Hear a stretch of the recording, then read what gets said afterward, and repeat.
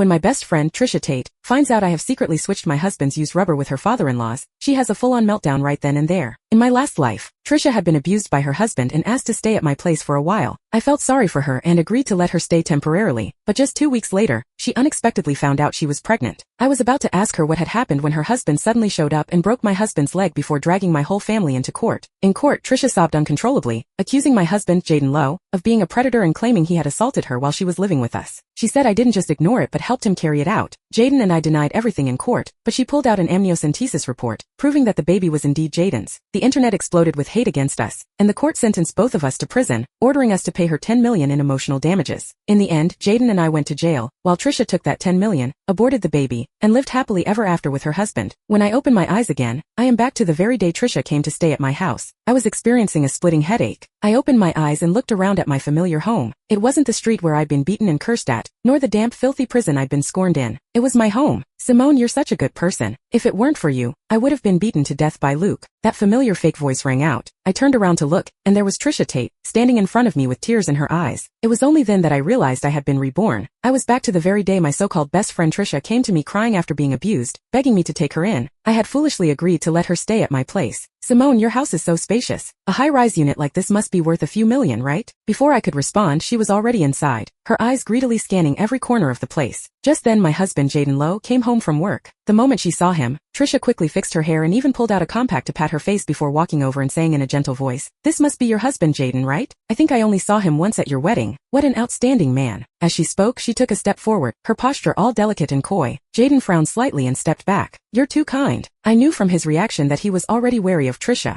Jaden's family was in business, and he was basically a trust fund kid with a bit of money. He was no stranger to women throwing themselves at him with ulterior motives, so he could always see right through their games. In my last life, he had awkwardly tried to warn me about Trisha, saying she wasn't as innocent as she looked, but I had thought he was just being judgmental about my friend. Looking back now, I must have been completely out of my mind. Just like in my previous life, Trisha suddenly started crying upon seeing that Jaden didn't respond. "Simone, you're so lucky to find such a good man. Unlike me, I have to work all day to support the family, only to end up getting abused." While she spoke, she kept sneaking glances at Jaden, playing the pitiful card and fishing for his reaction. As expected, he frowned at her words. "Abuse? My company has lawyers. If you need help, talk to Sim." "Really, Jaden? I'd appreciate it." "Dear, don't bring lawyers into it. They're just having a little marital spat." I cut Trisha off, completely shifting from how I'd begged her to divorce in the past. I added, "As the saying goes, it takes two to tango." "Trisha, did it ever occur to you that maybe you're partly to blame for your situation? Take my advice. Go home and apologize to Luke. Patch things up. Married couples fight, but they don't hold grudges overnight."